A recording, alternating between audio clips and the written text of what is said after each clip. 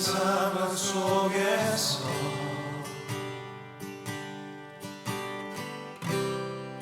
주를 찬양할지라.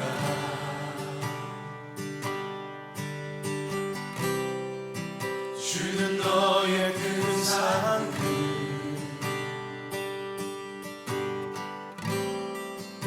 큰 도움이시라.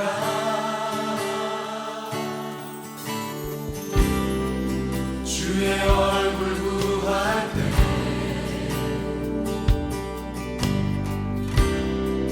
주의 영을 부으사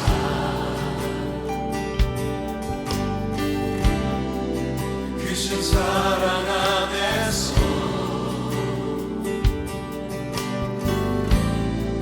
주를 보게 하소서. 우리 다 함께 내 영혼이 확정되고 확정되었사오니 내 영혼이 확정되고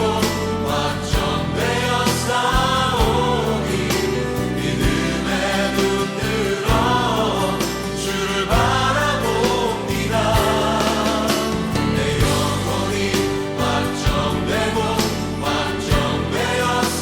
확정되었사오니 믿음에 눈들어 주를 바라봅니다.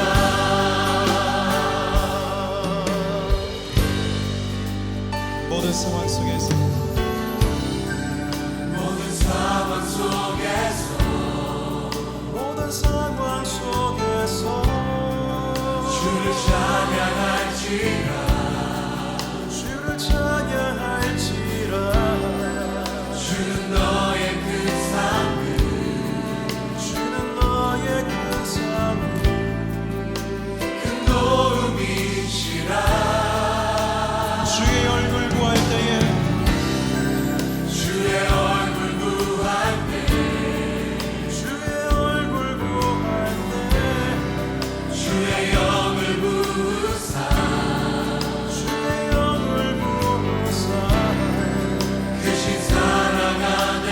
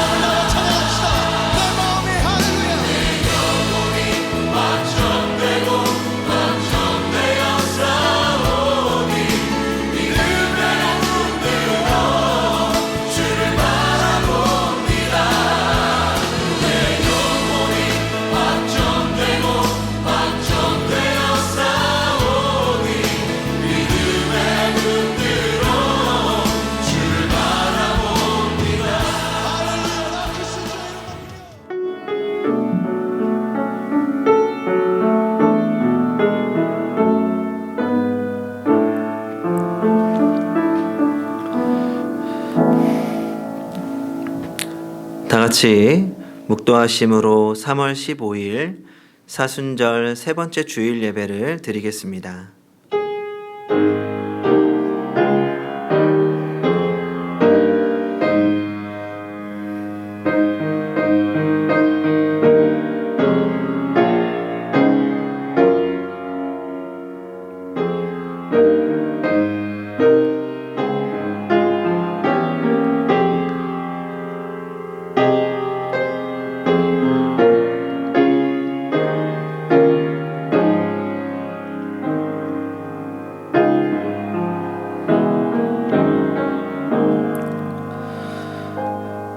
여호와여, 주께서 주의 땅에 은혜를 베푸사 야곱의 포로된 자들이 돌아오게 하셨으며 주의 백성의 죄악을 사하시고 그들의 모든 죄를 덮으셨나이다.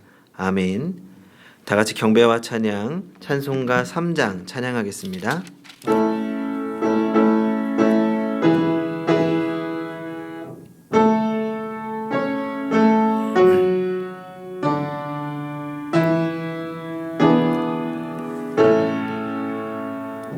성부 성자와 성령 찬송과 영광 돌려보내세 태초로 지금까지 또 영원 무궁토록 성삼위께 영광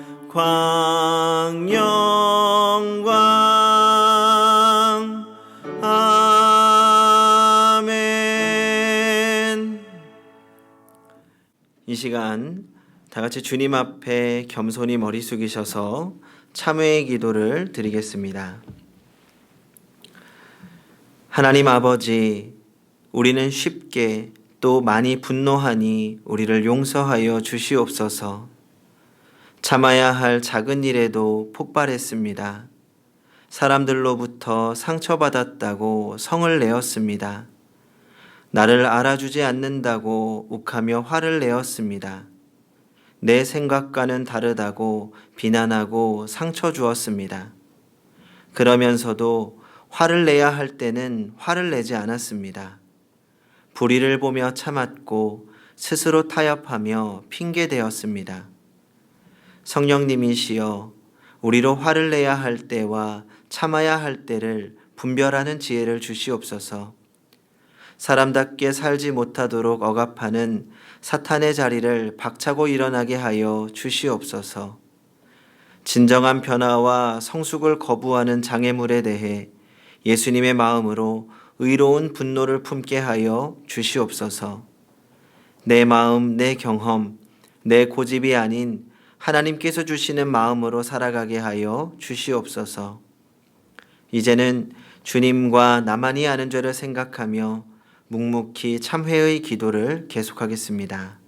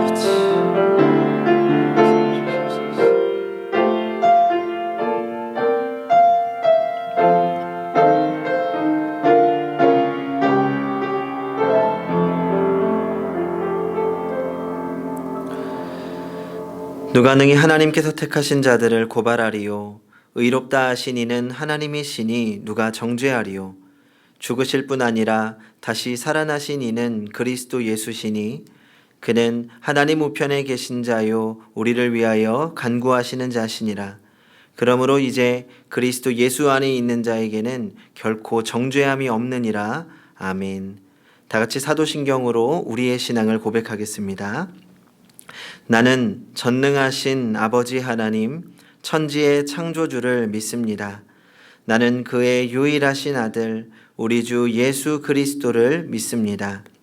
그는 성령으로 잉태되어 동정녀 마리아에게서 나시고 본디오 빌라도에게 고난을 받아 십자가에 못 박혀 죽으시고 장사된 지 사흘 만에 죽은 자 가운데서 다시 살아나셨으며 하늘에 오르시어 전능하신 아버지 하나님 우편에 앉아 계시다가 거기로부터 살아있는 자와 죽은 자를 심판하러 오십니다.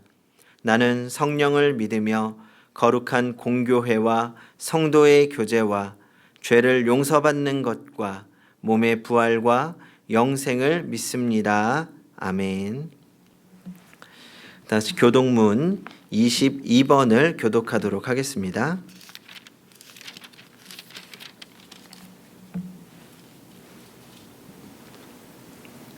교독문 22번. 악을 행하는 자들 때문에 불평하지 말며 불의를 행하는 자들을 시기하지 말지어다. 그들은 풀과 같이 속히 배임을 당할 것이다. 푸른 채소같이 자생할 것이다. 여호와를 의뢰하고 선을 행하라. 땅에 머무는 동안 그의 성실을 먹을거리로 삼을지어다. 여호와를 기뻐하라. 그가 내 마음의 소원을 내게 이루어 주시리로다. 내 길을 여호와께 맡기라. 그를 의지하면 그가 이루시고 내 의를 끝까지 나타내시며 내 공의를 정오의 끝까지 하시리로다. 여호와 앞에 잠잠하고 참고 기다리라. 자기 길이 형통하며 악한 길을 이루는 자 때문에 불평하지 말지어다. 분을 그치고 노를 버리며 불평하지 말라. 오히려 악을 만들 뿐이라. 아멘.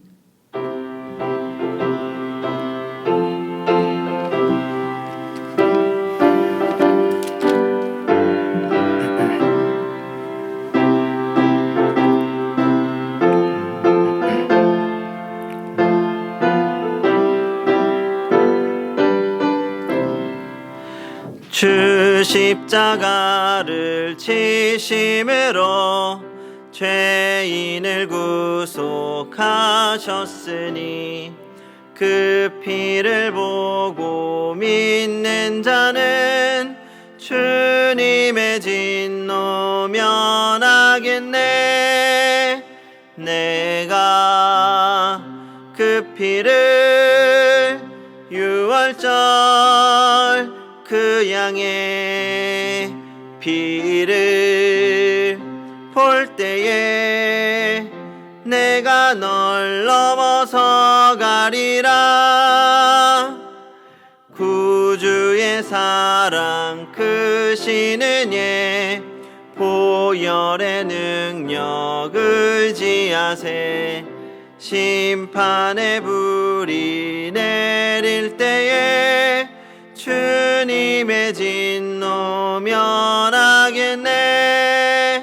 내가 그 피를 유월절 그 양의 피를 볼 때에 내가 널 넘어서 가리라.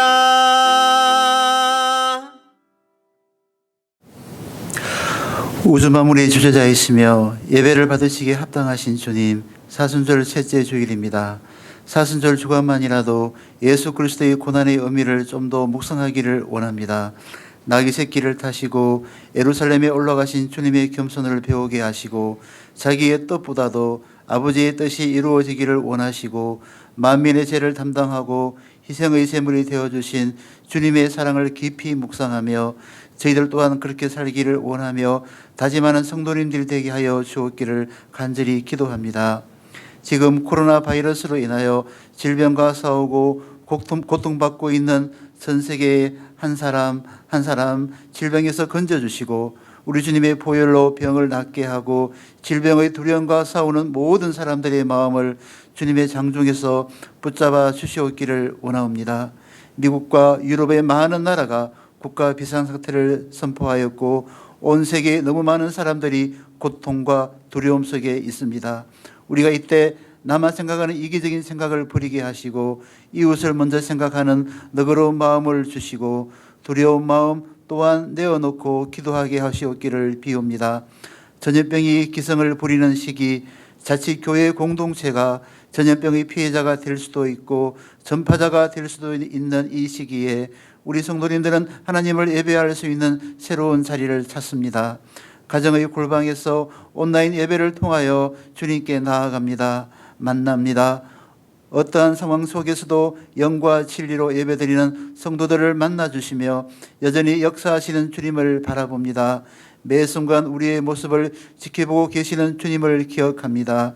이러한 영상 예배를 통하여서도 교회와 성도님들의 신앙이 좀 더 성숙하여지는 계기가 되었으면 합니다. 우리 모두는 분명히 믿습니다. 하나님께서 이러한 상황에 일하고 계시고 모든 일을 선하게 이끄시는 섭리의 하나님이면서 위로와 은혜의 하나님이심을 믿습니다. 다니엘은 기도할 수 없는 중에도 기도해 싸우며 그의 친구들은 기도할 수 없는 중에도 여호와를 인하여 기뻐했다고 합니다. 지금 현재 우리 모두 앞에 처한 어려움에 대해서 먼저 주께 엎드려 기도하며 긍휼하시고 자비하신 아버지 하나님 앞에 무릎으로 나아가게 하옵소서. 현재의 가정의 골방이 주의 재단으로 여기고 이제는 주일 신앙이 매일의 신앙으로 변화해가게 하시옵기를 원합니다. 이 시간 원하옵기는 불신 가정에서 신앙생활하는 행복한 교회 많은 성수님부의 학생들을 위하여 기도합니다. 이러한 공백의 시기에 저들의 믿음 생활이 흔들리지 아니하도록 주님 도와 주시옵기를 간절히 기도합니다. 양동은 상성기 선교사님을 위하여 기도합니다. 오사카 선교하는 교회 위에 카리스 채플 나바리 사역을 겸직하며 애쓰고 계십니다. 일본의 코로나 바이러스 상황도 만만치 않은 가운데 있을 텐데 주님께서 선교 사역의 가정과 섬기시는 교회들을 보호하여 주시옵기를 기도합니다. 오늘도 예배를 통하여 성령 충만을 허락하사 우리의 심령 구석구석마다 은혜와 사랑으로 가득하게 하여 주시옵소서. 이 시간 말씀을 선포하시는 선우전 담임 목사님께 엘리사의 능력을 허락하심으로 말씀의 역사가 일어나게 도와 주시옵소서. 주의 권능으로 말씀을 선포하는 종과 말씀을 듣는 우리 모두가 한 마음으로 은혜를 체험하며 회개의 영과 위로의 영이 함께 역사하는 시간이 되게 하여 주시기를 원합니다. 그리하여 전염병의 위협으로부터 완전히 벗어나서 함께 모여 찬송하고 기도하며 예배할 날이 조속히 오기를 간절히 원하며 이 모든 말씀 사랑 많으신 예수 그리스도의 이름으로 기도드렸습니다. 아멘.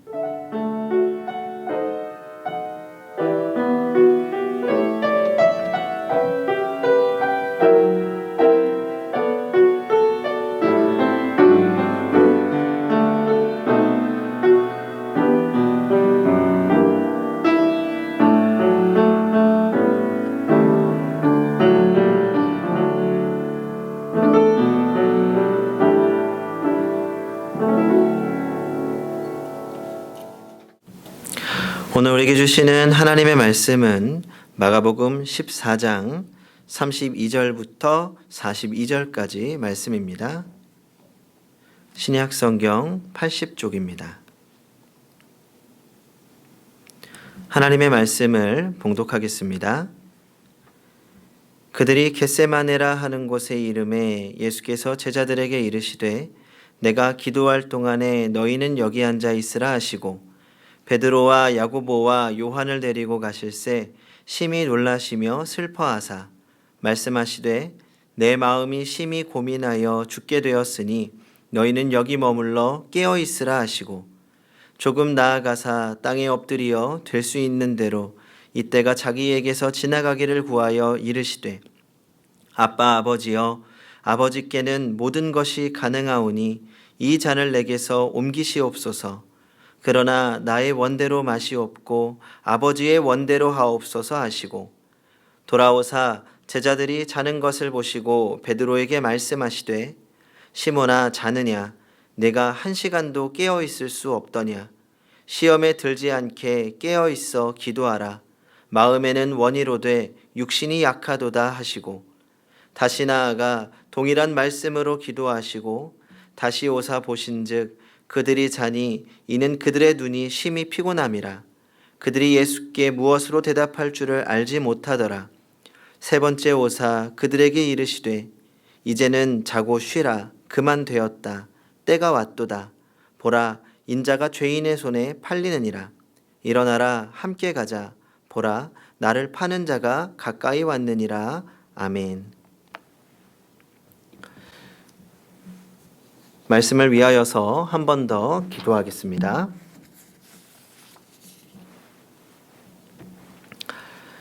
지금 우리와 함께 하시고 말씀해 주실 하나님, 오늘도 주님의 말씀을 듣게 하시니 감사합니다. 이 시간 살아계신 하나님의 말씀이 선포되어질 때 성령님 조명하여 주시고 깨닫게 하여 주시옵소서. 말씀을 통하여 주님의 뜻을 알게 하시고 또 순종함으로 승리할 수 있는 힘을 주시옵소서. 예수님의 이름으로 기도합니다. 아멘. 성도님들도 잘 아시겠지만 제가 평소에 이 서 있는 자세가 별로 좋지 않습니다. 그래서 이 자세 교정에 대한 이야기를 종종 듣습니다. 그런데 제가 최근에 이 자세를 고치기 위해서 상당히 애를 쓰고 있습니다. 좀 나아진 것 같지 않으십니까? 사실 제가 이 자세에 대한 이야기를 들은 것은 꽤 오래전입니다. 이야기를 들을 때마다 고쳐야지 하면서도 이 마냥 미루어 왔습니다. 그러다가 최근에 더 이상 미룰 수 없다고 결론을 내린 이유가 있습니다. 바로 아들 윤희 때문입니다. 이 윤희가 크면서 핸드폰이나 컴퓨터로 인터넷 영상을 보는 시간이 많아졌습니다. 그런데 문제는 이 핸드폰을 보는 자세가 좋지 않은 겁니다. 과거에 제가 어렸을 적만 해도 이 영상은 TV를 통해서 봐야 했고 이 똑바로 앉아서 봐야 했습니다. 하지만 요즘 어린아이들은 책상이나 탁자에 앉아서 핸드폰을 보게 됩니다. 그러다 보니 자세가 어정쩡하고 구부정하게 됩니다. 이 유인이를 보는데 하루는 삐딱하게 앉아서 턱을 괴거나 하면서 이 자세가 조금씩 망가지는 겁니다. 그래서 그때마다 제가 머리 뒤로 허리 펴고 이렇게 말하면서 자세를 고쳐주었습니다. 그런데 한편으로 이런 생각이 드는 겁니다. 사실 내가 걸어 다닐 때나 앉아 있을 때도 자세가 좋지 않은데 윤희가 내 모습을 보면서 닮아가지 않을까 하고 말입니다. 그래서 내가 먼저 자세를 바꿔야겠다는 생각이 들었습니다. 저도 제대로 하지 못하면서 이 아이에게 똑바로 하라고 하는 것은 이 설득력이 부족하다고 생각했기 때문입니다. 그래서 이 급하게 자세 교정 밴드를 하나 샀습니다. 평상시에 일할 때 착용하면서 자세를 잡아주는 겁니다. 착용해보니 어찌나 불편하던지요. 어색했습니다. 그래도 참아야 했습니다. 적어도 하루에 3시간 이상은 착용을 해야 된다는 겁니다. 그래도 조금씩 착용하다 보니 익숙해졌습니다. 그리고 나서 이제 좀 잠시 쉬려고 교정 밴드를 풀었습니다. 어떻게 되었을까요?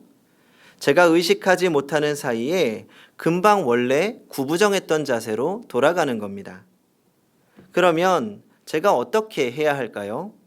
소용없다고 포기해야 될까요? 아니죠. 습관이 될 때까지 착용해야 합니다.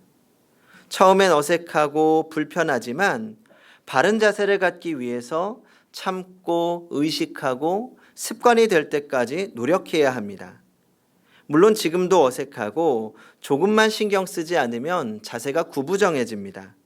그래서 우리 성도님들께 부탁이 있습니다. 혹시 저를 보시다가 제 자세가 구부정해지면 꼭 외쳐주십시오. 목사님, 자세요, 자세. 그러면 언젠가 바른 자세의 습관으로 고쳐질 거라고 생각합니다. 하다못해 제 자세 하나를 교정하려고 해도 많은 시간이 필요합니다.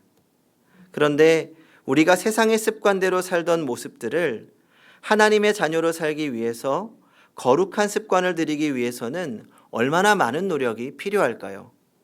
그리고 우리가 삶에 찾아오는 문제를 해결하기 위해서 가져야 하는 거룩한 습관은 무엇일까요?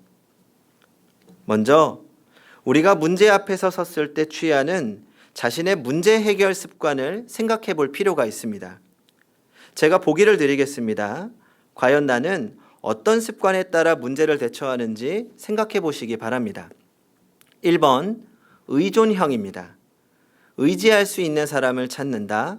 가장 친한 친구 혹은 형제 자매, 부모님과 문제를 나누고 함께 지혜를 구한다. 이 사실 어떤 지혜를 구한다기보다 이 대화를 통해 마음의 위로를 얻는 겁니다. 사람을 만나 이야기하는 것만으로 마음이 편해지고 문제를 해결할 의지를 갖게 됩니다. 2번, 전투형. 빠르게 계산해 본다. 나의 경험을 총동원해서 어떻게 해결할 수 있을지 생각해 본다. 이런 분들이 속으로 자주 하는 이야기가 있습니다. 나는 할 수 있어. 나는 할 수 있어. 그리고 3번, 도피형. 낙담하고 우울감을 경험합니다. 문제를 만났을 때 해결할 수 있는 힘이 없습니다. 그래서 문제를 외면하고 그저 지나가기만을 기다립니다. 4번, 도피형 또는 우왕좌왕형. 이러지도 못하고 저러지도 못하고 그저 고민하다가 혹은 도피한 상태로 시간이 지나갑니다. 그리고 마지막 5번, 예수형. 우리가 닮아야 할 거룩한 습관의 모습이지요. 그러면 오늘 본문은 문제를 만난 예수님이 어떻게 대처하시는지를 보면서 우리가 그리스도인으로 가져야 할 거룩한 습관에 대해 생각해 보려고 합니다. 우리 32절을 같이 한번 읽어보겠습니다. 시작. 그들이 겟세마네라 하는 곳에 이름에 예수께서 제자들에게 이르시되 내가 기도할 동안에 너희는 여기 앉아 있으라 하시고, 예수님께서는 문제를 앞두고 겟세마네라고 하는 산등성이로 기도하러 가셨습니다. 그곳은 성전이 내려다 보이는 감람산의 겟세마네라고 하는 산등성이었습니다. 거기에 기도하며 은신할 수 있는 굴이 있어서 거기서 기도를 하셨다고 하는데 그 굴이 지금도 보존되어 있다고 합니다. 그런데 오늘 본문과 병행 구절인 누가복음을 보면 이렇게 표현합니다. 습관을 쫓아 감람산에 가셨다. 이 습관을 쫓았다는 말은 예수님께서 예루살렘에 오시면 이 습관적으로 야외에서 주무셨다는 것을 암시하고 있습니다. 누가복음 21장 37절입니다. 예수께서 낮에는 성전에서 가르치시고 밤에는 나가 감람원이라 하는 산에서 쉬시니. 그러니까 이 말씀을 통해서 예수님께서 감람산에서 저녁마다 지내셨다는 사실을 언급하고 있습니다. 그러니까 예수님은 지금 큰 문제를 앞두고 일회성 기도를 하기 위해서 겟세마네 산등성에 오르신 것이 아닙니다. 주님은 늘 기도하셨습니다. 그리고 문제를 앞두고 너무나 당연하게 습관을 쫓아 기도하기 위해 산을 오르셨습니다. 여기서 우리가 본받아야 할 거룩한 습관을 발견할 수 있습니다. 바로 모든 문제를 가지고 하나님 앞에 나아가는 기도가 습관이 되어야 합니다. 그러나 이 기도는 단순하게 우리의 소원을 아뢰는 기복적인 기도가 아닙니다. 아주 깊이 있는 기도입니다. 때로는 우리 주위에 어느 누구도 도와줄 수 없는 문제의 자리가 찾아옵니다. 그때 우리는 하나님 앞에 철저하게 무릎을 꿇고 깊이 있는 기도를 해야 합니다. 우리는 주님께서 죽으셔서 내가 구원받았다고 단순하게 말합니다. 하지만 성도님들은 과연 주님께서 이 딱딱하고 차가운 바위 위에 엎드려셨을 때 얼마나 외롭고 고통스러웠는지 상상해 보셨습니까? 이제는 이 땅의 모든 사람들이 다 주님을 떠났습니다. 오직 자신과 자신이 바라보는 아버지 하나님과의 대면만 남게 되었을 때에 그때 주님의 심정이 어땠을까요? 히브리서 5장 7절입니다. 그는 육체에 계실 때에 자기를 죽음에서 능히 구원하실 이에게 심한 통곡과 눈물로 간구와 소원을 올렸고 그의 경건하심으로 말미암아 들으심을 얻었느니라. 주님께서 큰 소리로 기도했을 뿐만 아니라 심한 통곡과 눈물로 기도했다고 말하고 있습니다. 그것도 죽음을 앞에 놓고. 복음서에는 그때 주님께서 드렸던 기도의 내용이 짧게 소개되고 있습니다. 오늘 본문 36절입니다. 이르시되 아빠 아버지여 아버지께는 모든 것이 가능하오니 이 잔을 내게서 옮기시옵소서. 그러나 나의 원대로 마시옵고 아버지의 원대로 하옵소서 하시고. 이 짧은 구절 속에 담긴 예수님의 고뇌를 생각해 볼 수 있습니다. 제가 기도하면서 가장 많이 하는 말이 바로 왜라는 질문입니다. 하나님, 왜? 제가 이해할 수 없는 일들, 제가 생각해왔던 계획들과 늘 다른 길로 이끄시는 것을 느끼면서 그 이유가 너무 궁금했습니다. 그리고 그 질문은 아직도 계속됩니다. 하나님, 왜? 우리는 삶에 어려움이 찾아오거나 문제가 생기면 자연스럽게 질문이 생깁니다. 그리고 하나님께 질문합니다. 하나님, 대체 왜 내게 이런 문제가 생긴 겁니까? 때로는 원망도 합니다. 불평도 합니다. 그리고 이 문제를 해결해 주시고 피할 수 있기를 기도합니다. 그러면 제가 신앙이 없는 목사입니까? 단순한 기복신앙일까요? 전 그렇지 않다고 생각합니다. 다윗도 큰 문제 앞에 하나님을 원망하기도 했습니다. 왜 나에게 이런 일이 생겼냐고 따졌습니다. 그러나 우리의 기도는 여기서 멈추지 않습니다. 왜라고 물으며 하나님의 뜻에 귀를 기울입니다. 그러면 불평과 원망으로 시작했던 기도가 하나님의 뜻에 초점을 맞추는 기도로 변하는 것입니다. 여기서 피할 수 없는 문제를 대처하는 주님의 두 번째 모습을 발견하게 됩니다. 쉽게 감당할 수 없는 문제를 놓고 더욱 힘써 간곡히 기도하시니 땀이 땅에 떨어지는 모습이 마치 핏방울 같았습니다. 그 기도는 사랑하는 아들이 아버지를 향해 부르짖는 기도였습니다. 이 잔을 옮기는 것이 아버지에게는 가능하지 않습니까? 그렇다면 이 잔을 내게서 옮기시옵소서. 사랑하는 아들의 이런 부르짖음을 듣고 돕지 않을 부모는 한 사람도 없을 것입니다. 아들아, 내가 내 생명과 바꾸는 한이 있더라도 너를 도울 것이다. 이런 도움 요청을 받은 부모라면 누구나 이렇게 말할 것입니다. 그러나 하나님 아버지는 말이 없으십니다. 하나님의 침묵, 하나님이 원하시는 일은 과연 무엇일까요? 먼저 하나님께서 원하시는 일이 무엇인지 궁금해하기 전에 하나님의 침묵을 경험해 보신 적이 있으십니까? 하나님의 침묵은 기도하는 사람의 것입니다. 하나님 앞에 처절하고 간절히 기도하지만 하나님의 응답이 전혀 없는 것처럼 느껴질 때가 있습니다. 아무것도 하지 않으면서 하나님의 침묵을 말할 수는 없습니다. 하지만 기도하는 자는 침묵을 경험하게 되고 침묵 속에서도 하나님의 뜻을 발견합니다. 한 2년 전쯤에 갑작스러운 소식을 하나 듣게 되었습니다. 대학교 동기의 남편이 갑자기 심장마비로 사망했다는 것입니다. 남편 되시는 분은 목사님으로 이 교회를 충성되게 섬기는 분이셨습니다. 새벽 예배를 마치고 같은 교회 집사님들과 어울려 운동을 하던 중에 갑작스럽게 심장마비가 찾아온 것입니다. 소식을 듣고 아내와 함께 부랴부랴 장례식장으로 찾아갔습니다. 하루아침에 남편을 잃은 그 심정을 무엇으로 말할 수 있겠습니까? 게다가 당시에 6살 되는 첫째 딸과 4살 되는 둘째 아들이 있었습니다.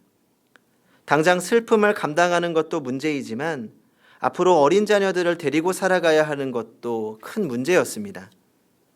그런 상황 앞에서 하나님께 소리 없이 묻기도 했습니다. 하나님, 도대체 왜 이런 일이 일어나는 건가요?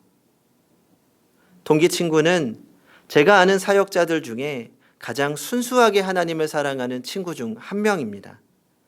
그렇게 하나님을 사랑하는 친구에게 또 교회와 하나님을 열심히 섬기는 친구에게 이런 일이 생기니 저도 모르게 하나님을 향한 원망이 일어나기도 했습니다. 어떤 말로도 위로할 수 없음을 깨닫고 그저 아내와 함께 기도할 뿐이었습니다. 이제 장례식을 마친 후에 아내와 그 친구가 더욱 가까워져서 이야기를 많이 나누게 되었습니다. 그러면서 더욱 깊이 있는 이야기들을 나누게 되었습니다. 아직 자신의 마음을 돌아볼 여유조차 없이 그저 아이들을 돌보는 일에 겨우 힘을 쏟고 있었습니다. 그러면서 자신을 돌아보아야 할 시간도 필요한데 그저 정신없이 하루하루 살아가고 있다는 것이었습니다. 그리고 이렇게 이야기하더랍니다. 나에게 아직 이 사건이 해석되지 않았어. 제가 그 이야기를 전해 듣고 정말 대단한 친구라는 생각이 들었습니다. 왜냐하면 그 말은 지금 하나님이 원망스러울 수 있는 이 갑작스러운 사건에 대해서 하나님께 묻고 있는 기도를 하고 있다는 것이기 때문입니다. 그것도 아직은 하나님이 침묵하고 계시지만 나에게는 이 모든 상황들이 해석되지 않았지만 그럼에도 불구하고 하나님의 뜻을 묻고 있다는 것입니다. 그러면서도 그저 낙담한 채로 있지 않았습니다. 남편이 사역하던 교회에서 사역을 이어가면서 또 자녀들을 바르게 양육하기 위해서 있는 힘을 다해 애를 썼습니다. 침묵 가운데 하나님의 뜻을 묻고 자신에게 주어진 상황을 선하신 하나님 안에서 해석하기 위해 노력하는 모습을 보면서 참 존경스러운 마음이 들었습니다. 그리고 시간이 조금 더 지났습니다. 지금도 여전히 마음의 상처는 다 아물지 않았습니다. 아물 수 없겠지요. 그러나 기도는 멈추지 않았습니다. 그리고 선하신 하나님을 신뢰하면서 하나님의 침묵 가운데 감사를 찾고 하나님의 뜻을 구하며 주어진 상황에서 기쁨으로 순종하는 모습을 지켜보면서 참 그리스도인이구나 라는 생각이 들었습니다. 그리고 문제를 앞에 둔 우리가 가져야 할 기도의 자세라고 생각합니다. 저는 하나님의 침묵은 침묵이 아니라고 생각합니다. 하나님의 침묵은 우리 안의 갈등과 싸움 속에서 그 스스로 하나님의 뜻을 발견하여 하나님의 뜻에 순종하기를 기다리시는 것입니다. 우리의 생각으로는 이해가 되든지 말든지 간의 말입니다. 여기에 인간의 고뇌가 있습니다. 우리는 무엇인가 그 뜻을 알아야 순종할 텐데 하나님은 침묵으로 일관하십니다. 이곳에 우리의 갈등이 있습니다. 하지만 분명한 것은 하나님은 우리를 이해시키려 하지 않고 무조건 순종하기를 원하신다는 것입니다. 하나님의 뜻이 언제나 옳고 선하기 때문입니다. 하지만 이 순종의 시간인 흐른 후에 언젠가는 그 뜻이 우리에게 분명하고 환하게 밝혀지는 날이 있을 것입니다. 드디어 아들이신 주님은 기도합니다. 그러나 내 원하는 대로 마옵시고 아버지의 원하는 대로 하옵소서. 이 기도로 주님은 완전히 승리하신 것입니다. 겟세마네는 인간이 자기의 약함을 정복하는 기도의 장소입니다. 겟세마네는 인간이 자기의 의지를 꺾고 하늘 아버지의 뜻에 완전히 복종하는 곳입니다. 겟세마네는 하나님께 복종함으로 사탄의 권세를 꺾고 승리하는 곳입니다. 그리고 주님은 지금 우리들에게 겟세마네의 기도를 원하고 계신다는 생각이 들었습니다. 우리는 국가적으로 그리고 특히 교회적으로 큰 위기를 겪고 있습니다. 많은 목사님들은 그동안 온실 속에서 자라왔던 개인 신앙의 첫 번째 위기이면서 교회의 장기적인 침체를 가져올 것이라고 걱정하며 기도하고 있습니다. 이러한 상황 속에서 우리는 그리스도인으로 무엇을 먼저 해야 할지 고민이 됩니다. 그러나 분명한 것은 모든 상황 속에서 잠잠히 주님의 뜻을 구해야 한다는 것입니다. 그리고 언제든 주님께서 우리에게 원하시는 바에 순종할 수 있는 믿음의 견고함을 세워야 합니다.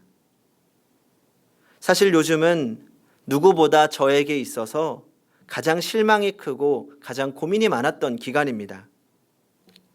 혹시 오늘이 무슨 날인 줄 아십니까? 본래 오늘은 우리 행복한 교회 7년 만에 부흥회를 준비하고 있었던 날입니다. 올 한해 정말 많은 기대를 하고 준비했습니다. 작년 연말부터 어떻게 하면 우리 성도님들께 하나님의 사랑을 전할 수 있을까? 올해 다른 목표 다 떠나서 우리 행복한 교회 성도님들 정말 행복한 신앙생활하면 좋겠다.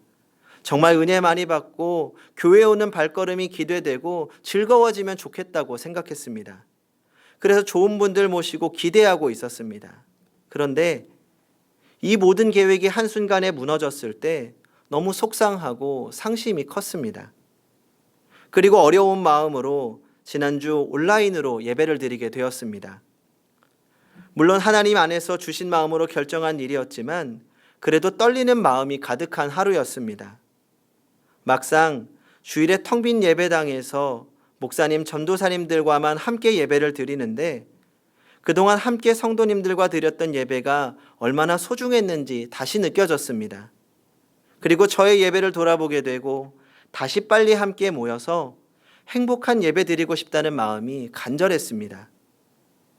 그렇게 예배를 드리고 시간이 한참 지난 후에도 교회를 나서는 발걸음이 도저히 떨어지지 않았습니다. 아무도 없는 교회에서 하나님 앞에 그저 기도할 수밖에 없었습니다. 그렇게 기다리는 중에 우리 성도님들께 한 분 한 분 연락이 오기 시작했습니다. 가족들과 함께 예배를 드리는 장면을 찍어서 사진으로 보내주시고 말씀을 요약해서 보내도 주시고 받은 은혜를 나누어 주셨습니다. 어떤 분은 자신의 믿음이 약해졌음에 회개하셨고 또 예배를 드리며 안타까운 마음으로 눈물을 흘린 분들도 계셨습니다. 공통적이었던 것은 무엇보다 예배의 소중함에 대해서 다시 생각하게 되고 함께 모이기를 사모하고 기도한다는 것이었습니다. 어려운 환경 속에서도 하나님께서 우리에게 주신 특별한 은혜라고 생각했습니다. 그리고 이 상황을 통한 주님의 뜻이 무엇인지 더욱 구하게 되었습니다. 우리는 이번 사건을 두고 다양한 해석을 하게 됩니다. 그동안 교회를 괴롭혔던 사이비 이단이 드러나게 되었고 당연했던 예배가 얼마나 소중한지도 돌아보게 되었습니다. 그리고 미처 보지 못한 우리의 잘못된 신앙의 습관들을 돌아보고 회개할 수 있는 시간도 되었습니다. 그러면서도 여전히 우리가 사랑하는 교회와 나의 연약한 신앙이 한순간에 약해지고 무너질 수 있는 위기의 시간이기도 합니다. 치열한 영적 전쟁의 시간입니다. 이런 상황에서 우리가 무엇을 구해야 하겠습니까? 그저 하나님 앞에 기도하고 또 기도해야 합니다. 주님의 뜻을 구하는 기도의 시간이 필요합니다. 우리가 주님처럼 살기 위해서는 우리에게도 겟세마네가 있어야 합니다. 나의 겟세마네, 우리의 겟세마네가 있어야 합니다. 아버지여, 우리의 뜻대로 되게 마시고 아버지의 뜻대로 되게 하옵소서. 이렇게 기도할 수 있는 기도의 동산이 있어야 비로소 우리는 주님의 사도들로 살아갈 수 있습니다. 성도 여러분, 모든 것을 합력하여 선을 이루시는 선하신 하나님을 신뢰하시기 바랍니다. 그 신뢰 안에서 우리의 연약한 믿음을 붙잡고 더욱 기도하시기 바랍니다. 지금 우리가 하나님의 뜻을 알 수는 정확히 없지만 우리가 함께 이 시간 기도하고 버텨낸다면 잠시 뒤에 그 뜻이 우리에게 분명하고 환하게 밝혀질 것입니다. 그 승리의 순간에 우리가 기도로 함께 했음을 추억할 수 있기를 기대합니다. 누가복음을 보면 예수님께서 겟세마네 동산에서 기도하실 때 하늘로부터 사자가 나타나 도왔다고 기록하고 있습니다. 누가복음 22장 43절입니다. 천사가 하늘로부터 예수께 나타나 힘을 더하더라.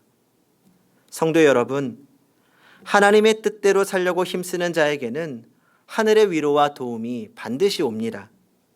하늘로부터 천사가 내려와서 우리를 도울 것입니다. 시험에 들지 않고 하나님의 뜻을 이루는 사도들이 되도록 기도하시기 바랍니다.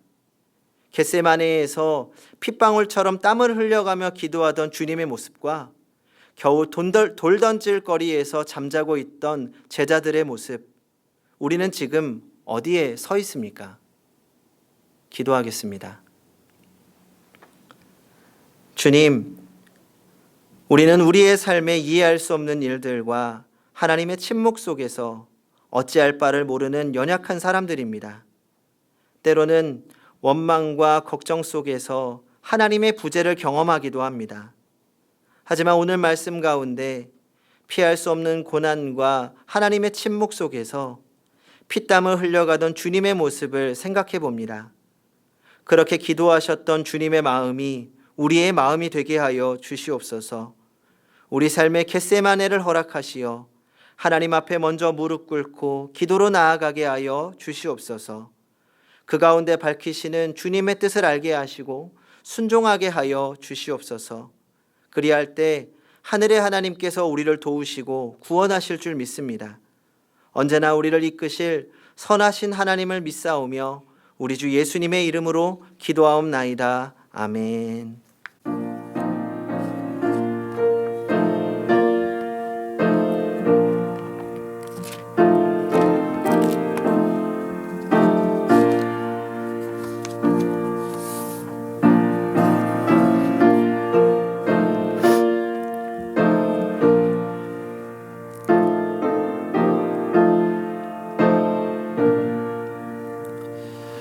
너 근심 걱정 말아라. 주 너를 지키리. 주 날개 밑에 거하라. 주 너를 지키리. 주 너를 지키리. 아무 때나 어디서나 주 너를 지키리. 늘 지켜주시리.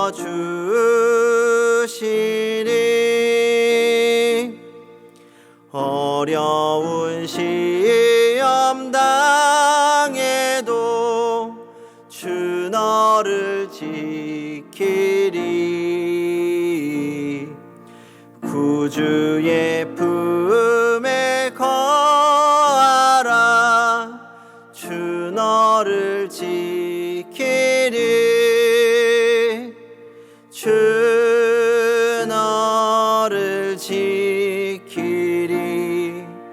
아무 때나 어디서나 주 너를 지키리. 늘 지켜주시리.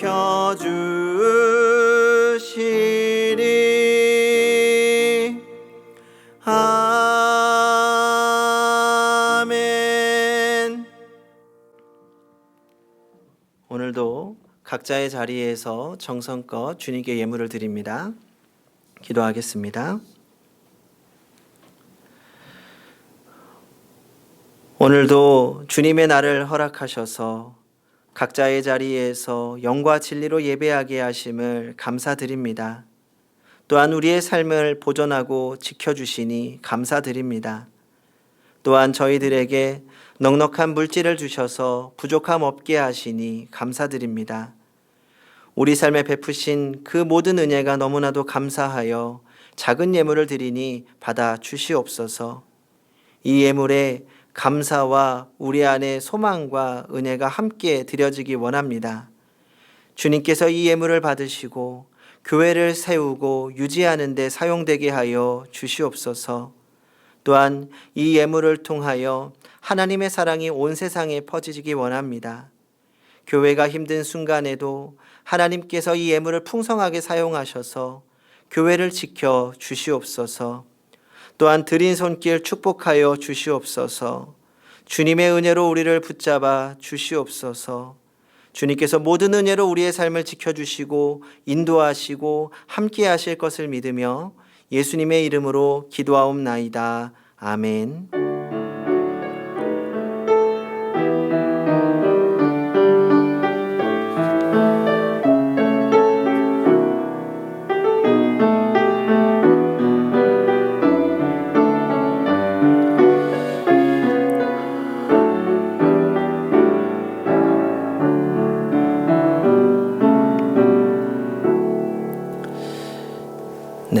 교회 생활은 추후에 메시지로 발송되는 주보를 참고해 주시기 바랍니다.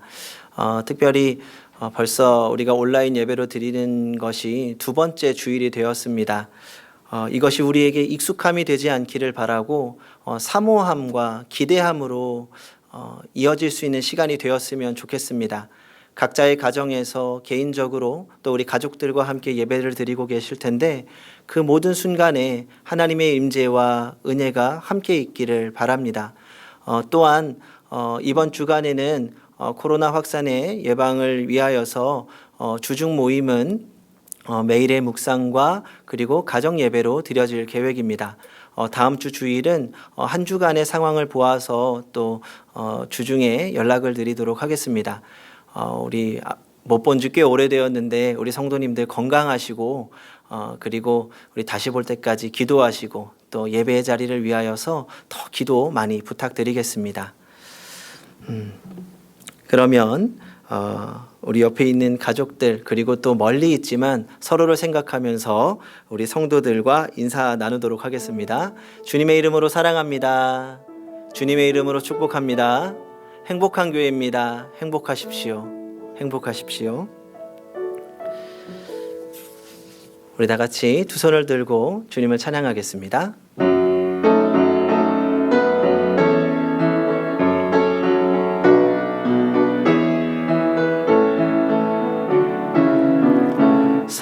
살아계신 주 나의 참된 소망 걱정 근심 전혀 없네 사의 주 갈 길 인도하니 내 모든 삶의 기쁨 늘 충만하네.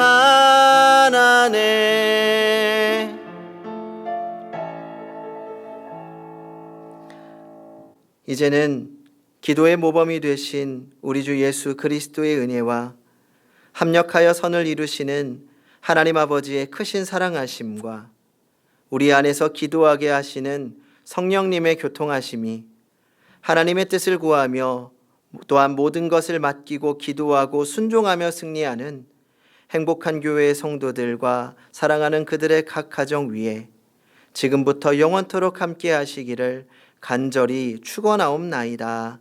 아멘.